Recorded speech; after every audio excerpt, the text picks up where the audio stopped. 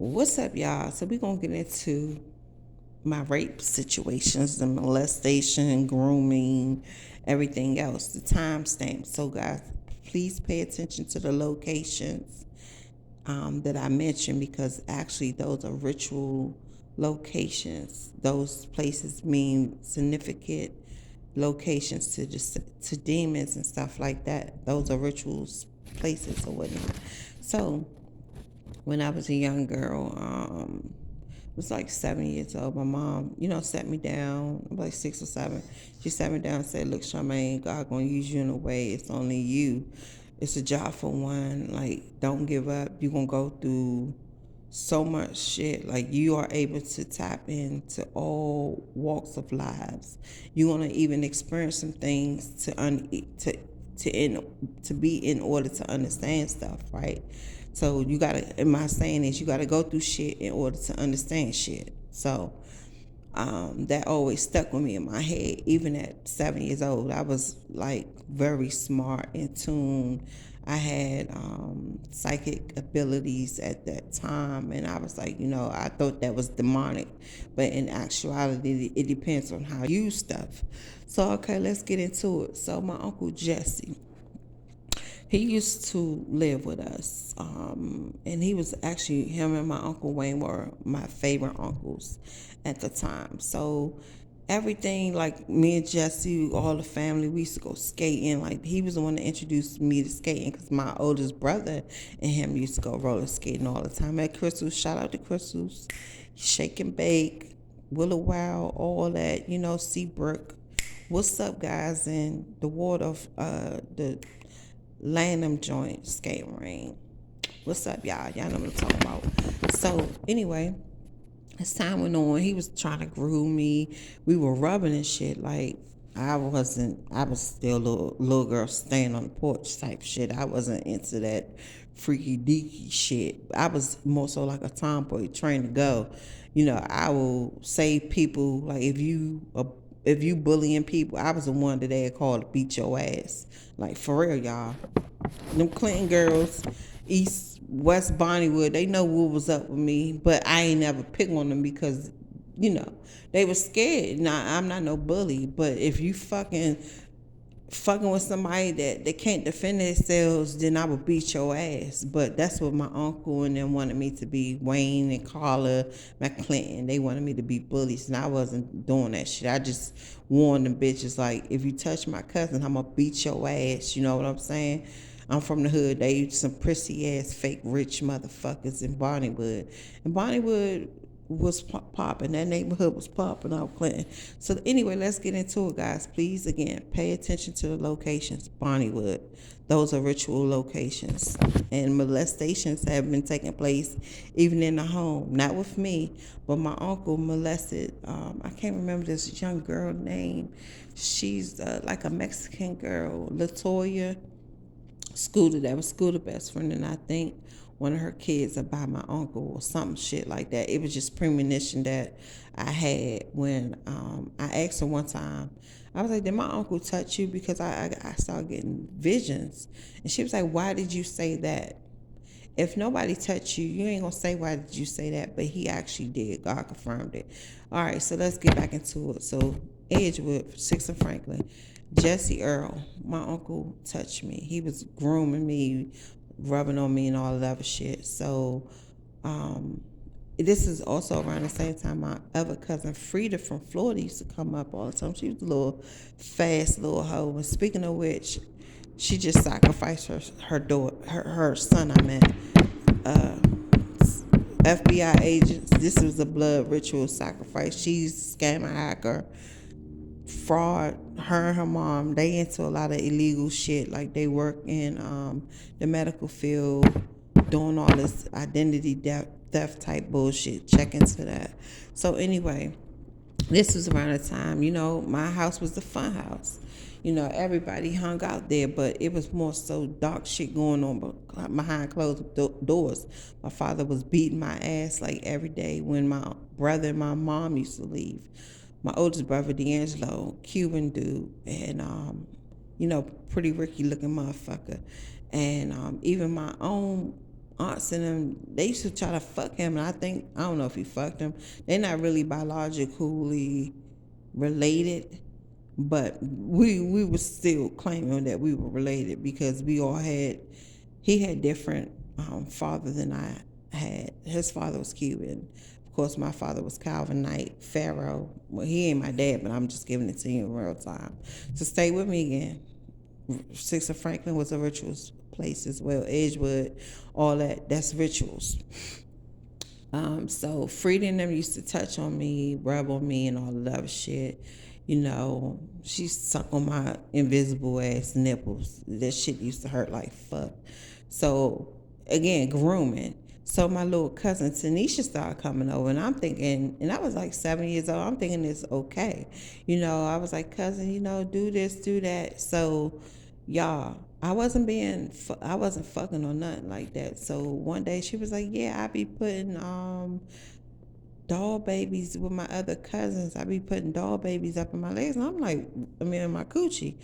I'm like, show me. She put the doll baby legs, like the Barbie doll baby legs, in her pussy. And I'm like, y'all, we was in my bathroom, and we was on the floor, because I was like, what the fuck? And my grandmother was watching us at the time. Like, she knew she was casting spells on us to get us into this Jezebel mode. Stay with me, y'all. I'm telling you, this is some deep, real shit. So as time went on, I was like, nah, cousin, like that shit freaked me out. I was like, nah, we can't be playing around like that. At that age, 7 years old, I was like, nah, this shit ain't right. This shit ain't right. So anyway, as time went on, everybody thought I was fucking, but I actually was not. You know what I'm saying? I just had a way with people, and people would give me, older men would give me money. So I'm thinking that was a cool thing. So this one guy I went to Elliott with, I think he played on the football team. He was a short bow-legged nigga. So y'all, one day, I'm still living around Edgewood, 6 and Franklin. So he called himself, we all used to catch the bus together. And he called us out. He was like, Charmaine, go with me. I need to take care of something. I was like, okay, cool. Like, whatever. Like, I was a tomboy, y'all. I was bad as shit. So I was like, all right, cool. So he was like, man, I always want to talk to you, da-da-this, da-da-that. I'm like, nigga, like, get out my face. I'm not feeling no niggas at this time. Like, no. If anything, I want to play some motherfucking football or some shit like that. You know what I'm saying? Or buy me some motherfucking tennis shoes type shit. Like, get the fuck out my face. I wasn't doing no fucking. So y'all know he fucking forced me to have sex with him in an abandoned building. He was like, you better not scream, you better not holler, you better not do anything.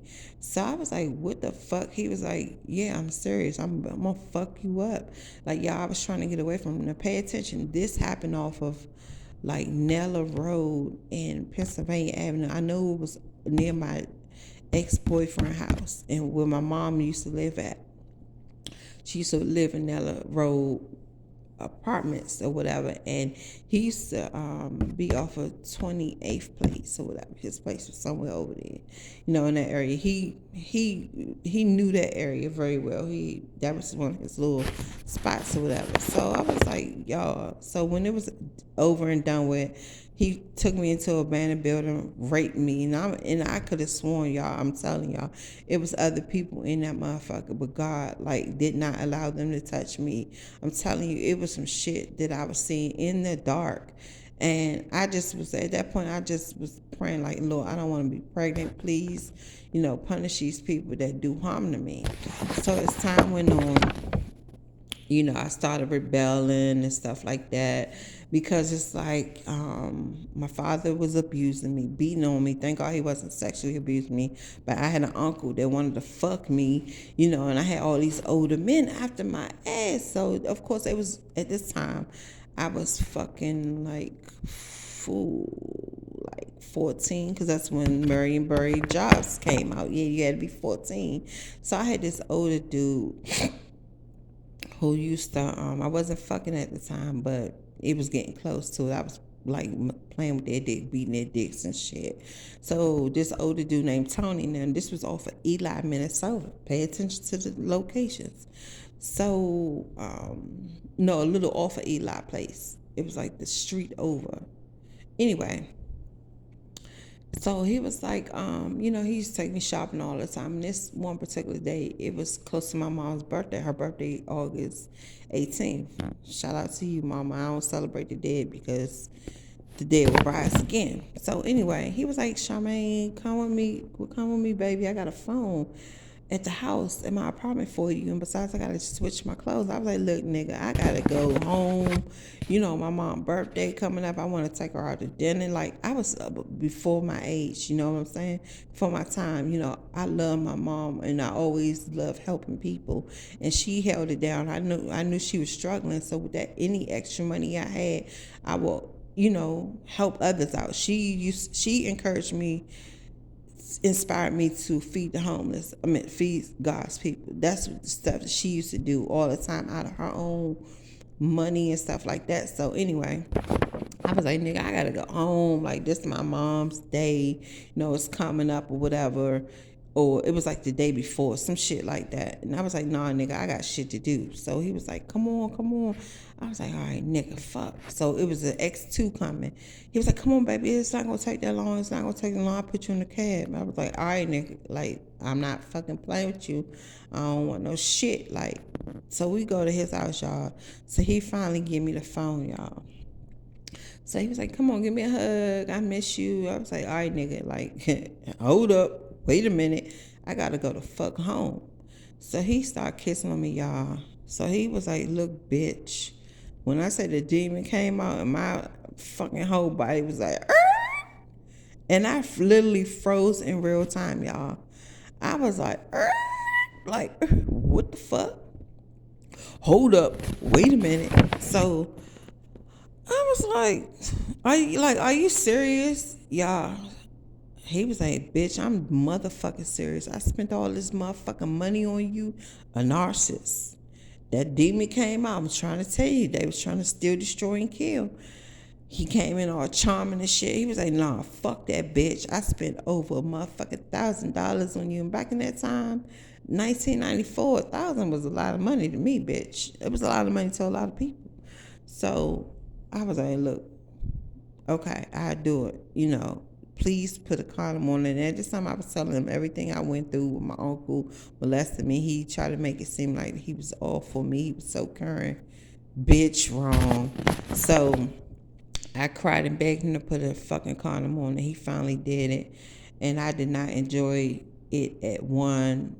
I didn't enjoy that shit. I was literally crying while he was fucking pumping away. He was a quick pumper, too. Like, thank God it didn't take long. It was like 5 minutes, but that 5 minutes felt like for fucking ever, y'all. I'm not even motherfucking lying.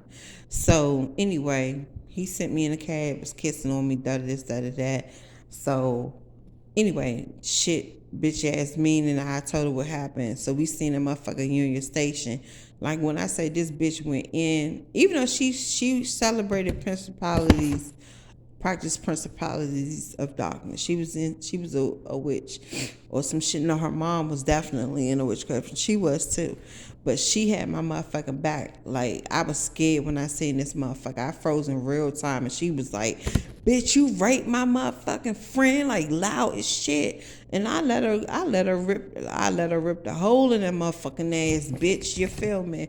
You raped me. Look, she riding for me. I'ma let this bitch have a voice for me, cause apparently she been through some shit, which she have. So anyway, let's get back into it. So as time went on, as I got older, yeah, I was fucking, you know what I'm saying? But my thing was, bitch, I ain't fucking for free. You want a little you want some cookies? Nigga, I want some motherfucking money. That's just the way it was, y'all. I'm telling y'all. I was about my shit. I was on my shit. And at that time, y'all, I'm telling y'all, that's how I stopped rebelling, because I remember I was telling my mom, she was like, Charmaine, what's going on with you? We was riding back to my house her house in Capitol Heights off Brenner Road, and she was like, "What's going on?" She was something on the radio about a child being molested, and she was like, "What's wrong with you?" And I was just mad, crying, like I wanted to fight. Like I told you, my brother D'Angelo told me how to fuck a motherfucker up and ask questions later. Like, he already knew the gifts I possess. But he was like, man, fuck them motherfuckers up by any means necessary. Ask questions later. So I was built with anger, y'all. So I was like, Mom, if I tell you that shit happened to me, would you believe me, y'all? This motherfucker said no.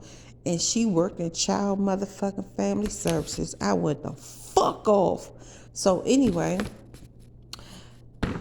I started fucking dating women. So I'm thinking, I'm about to get the best of both worlds. Well, no, at the time it wasn't the best of both worlds. I was really into women for years, y'all. So I knew I was getting tired of that shit. So I was like, okay, maybe I could have my cake and eat it too. So I met this motherfucking Ethiopian looking motherfucking dude. He was cool as a motherfucker. He was a spawn of Satan too. And I can't remember, I think it was off of Addison. I don't remember what area it was, but I don't remember the area too much. It was like in Capitol Heights area somewhere. So y'all, he was like, and we was hanging out. He was like my little road dog. I was like the tomboy who was gonna let the homeboy hit, type shit. And I was ready to come out of that lifestyle anyway. So y'all, as time went on, we had it planned out. I was like, all right, nigga, I'm gonna give you this pussy tonight. I'm gonna suck that dick. We gonna get into it, type shit. So I get to his house. He was like, y'all, damn, I don't have no motherfucking condoms. I was like, hold up, wait a minute. Come on, I'm gonna give you the pussy. Everything I said I'm gonna do, I'm gonna listen. We could crank this junker back up. Even though my shit got dry, it was like, hold up, wait a minute. So, y'all, this motherfucker raped me. Why the fuck did he do that? Why the fuck did he do that? And I'm like, nigga, I'm giving you the pussy. And at this time, y'all, fuck that. Hold up, wait a minute. I said, oh, no, nigga. Look, I've been touched, molested, taken advantage of one too many motherfucking times, bitch. This nigga right here gonna die. Bitch, you gonna get the same treatment, y'all. Listen, I remember coming in the house.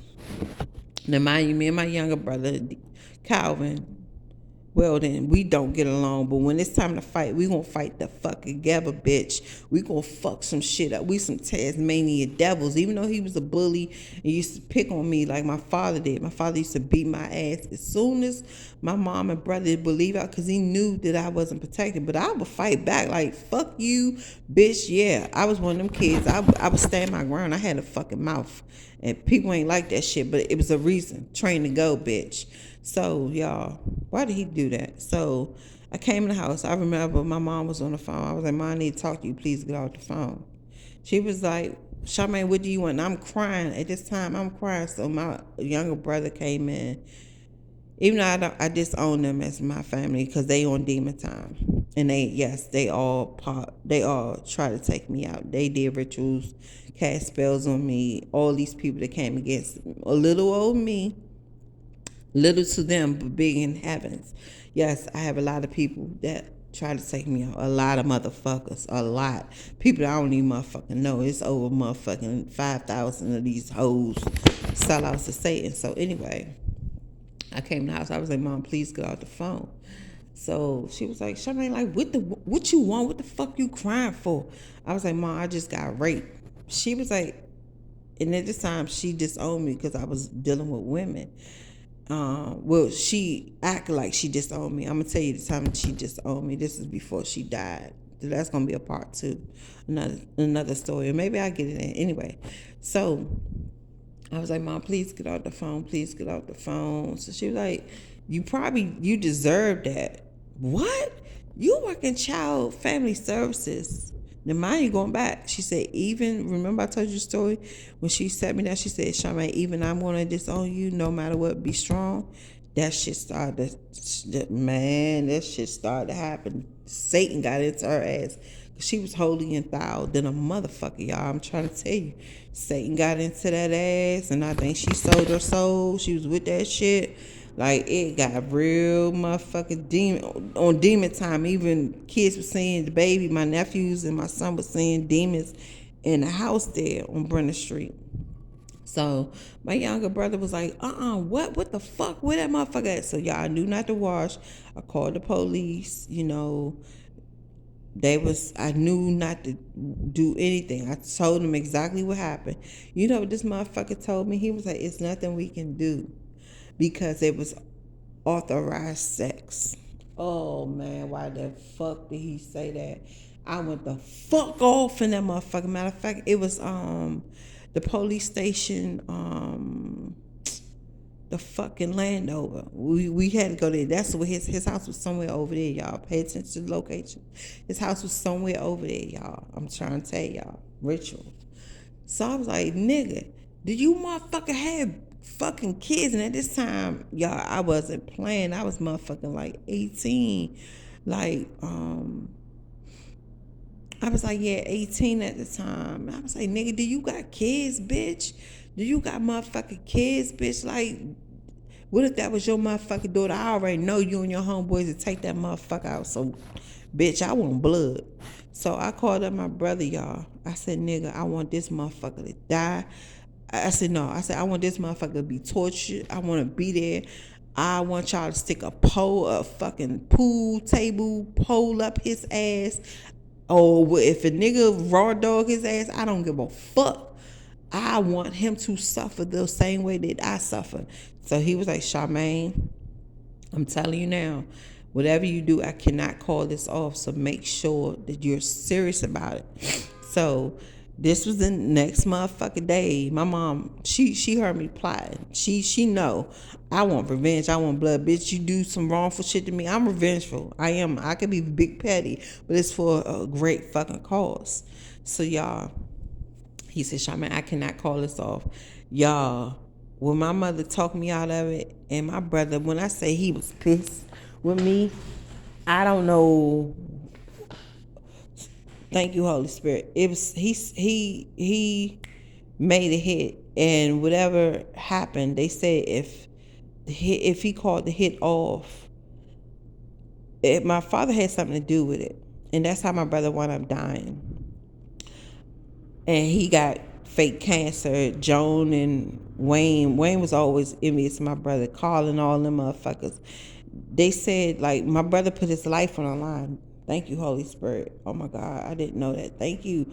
All this time I didn't know that. Thank you, Holy Spirit. Y'all, I'm telling y'all, my brother put his life on the line to save me. Oh my God, I'm getting emotional.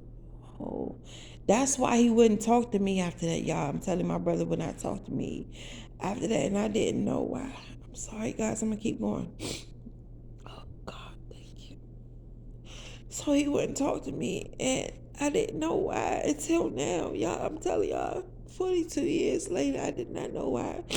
And I was like 18 years old when that happened. So, I'm sorry, brother. So, anyway. Okay, I gotta keep going. So, anyway, y'all. I couldn't call it off. That's when he wound up with cancer. The bitch Cynthia that he was dating, like, they was casting spells on him, doing rituals, his kids. Joe, like, my brother was a ladies' man, so he kind of got his karma back for treating women bad. But he put his life on the line, and I didn't know that. So I got one more person, Daryl. I forgot. Daryl, shit. I'll take his name below. But anyway, this nigga I used to skate with, he went to Dunbar with me and shit like that. So he was a wild Dennis Rodman type motherfucker.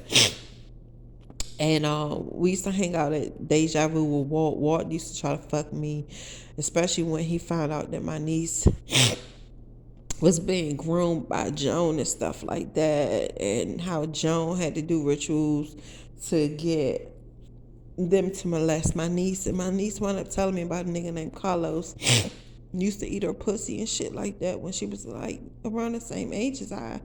And he said give her hush money, shut her up. And she said even one time her mom caught her. And I'm like, your mom ain't going for that shit. Like, what the fuck? Like, why didn't she fucking kill that nigga?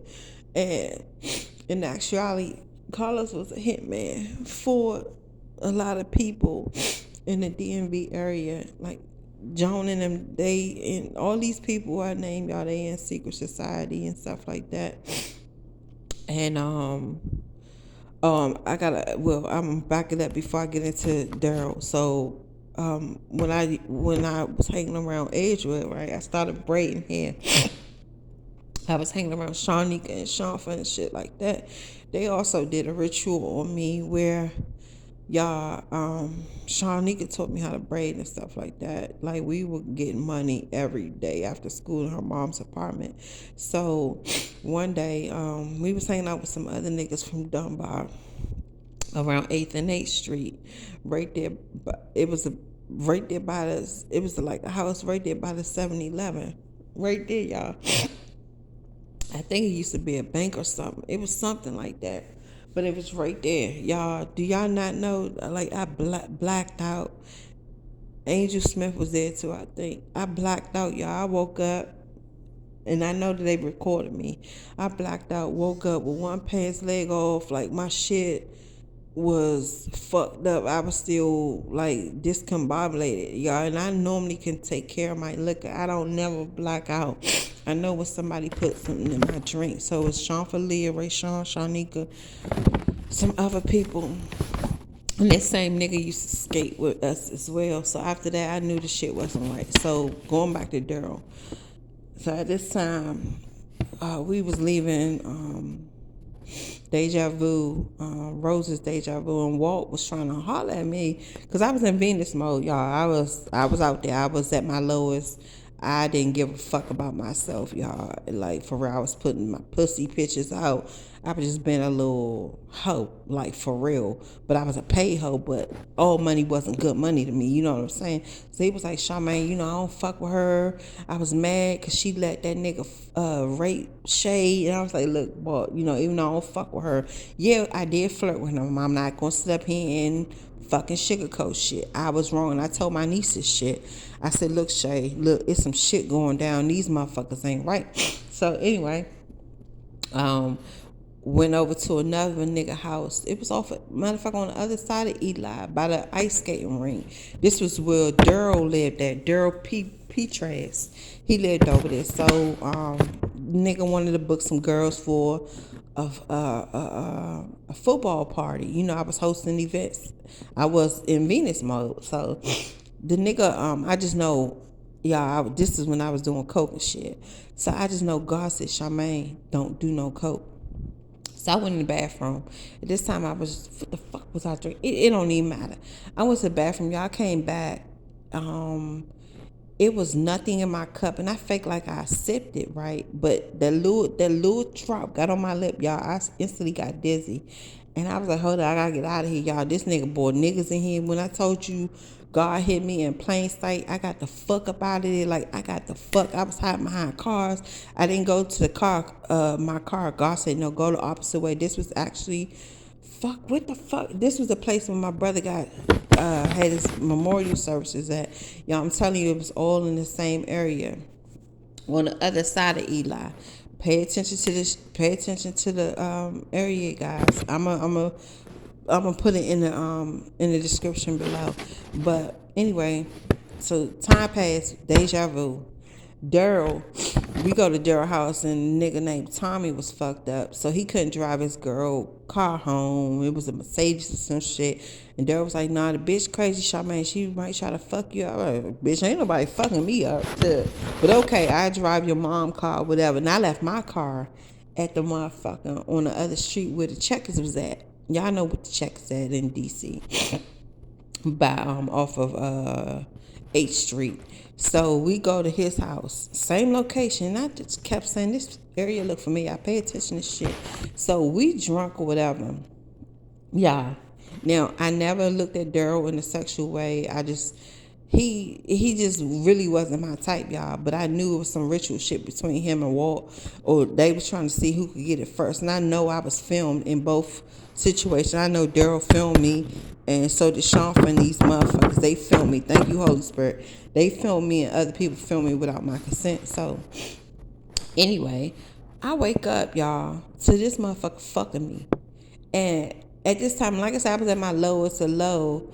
I was like, and he got up, he was finishing up, you know what I'm saying? I don't even know, the motherfucker ain't have a condom on or nothing, and I was scared to death. I went up telling Nico, one of the twins, what happened. And, I kind of felt guilty because I was like, at first I was like, I texted him the next day, hey, yeah, that was good. But I kept thinking, God was like, Charmaine, like, what are you doing now? We're not going to let this motherfucker get away with murder. We're going to expose him at this time, y'all. When I say I was at my lowest of the low, I was trying to understand why all these things was happening to me, but it was God prepared me. I'm telling you, when God came and saved me, January 21st from my ex, y'all, it was everything I've been through was a training. That was my trailer. That was my trailer mode. Now that I'm in real time and I'm conquering these demons, no weapons formed against me shall or can prosper. Y'all, I'm defeating these demons, and that's why I'm exposing these motherfuckers today. You know what I'm saying? It's checkout time for all these motherfuckers, and they gonna all die. I am personally sending them to their wraths. Like I told you guys, God passed me his throne. He gave me his torch, and this is a job for when I'm in Revelations. Get with it. You know what I'm saying? And I know this is a long, a long, emotional video, but it needed to be out. I gotta air these motherfuckers out. So if you are also in the same predicament, you know what I'm saying? Listen, many are called, few are chosen. Even if you're not chosen, you calling your angels. We all have angels. You calling your angels to activate you. Holy Spirit activate. That is for real. They will activate you with the immaculate Holy Spirit. Divine immaculate Holy Spirit, y'all. Listen, this is not no joke. Calling your angels. We all are assigned to 2 angels. I have 12, and I have 12 now. It's more, plenty more that have not fully been activated. It's fully more. My top angel is Gabe, y'all. I'm not motherfucking lying. I'm telling y'all this shit in real motherfucking time. Everything I post is real live mode, real live. So if you going through this shit, man, use your pain, conquer that shit. We breaking ancestral curses. You know what I'm saying? It's the blind leading the blind. You know what I'm saying? Don't turn the other cheek. Have a voice. If a child was being molested or whatever, you speak out about it, because I damn sure enough did. I wanted to save everybody, and now I know why. Now I know why. I'm saving you guys. This is my job, and I don't mind. I love what I do. I love it. I love it. I just want you guys to do you. Be right. But have God and your angels in your life. It's never what you do, it's how you do shit. You feel me? You don't understand shit until you go through shit. So, with that being said, even though some shit is fucked up, but you got to go through things and understand ways of this world. And that was my job.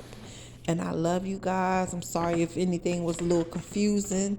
Saying they want me to get this out, but it's out. It's out. It's out. That's going to be the name of this. The title of this video. It's out, motherfuckers. Toodles.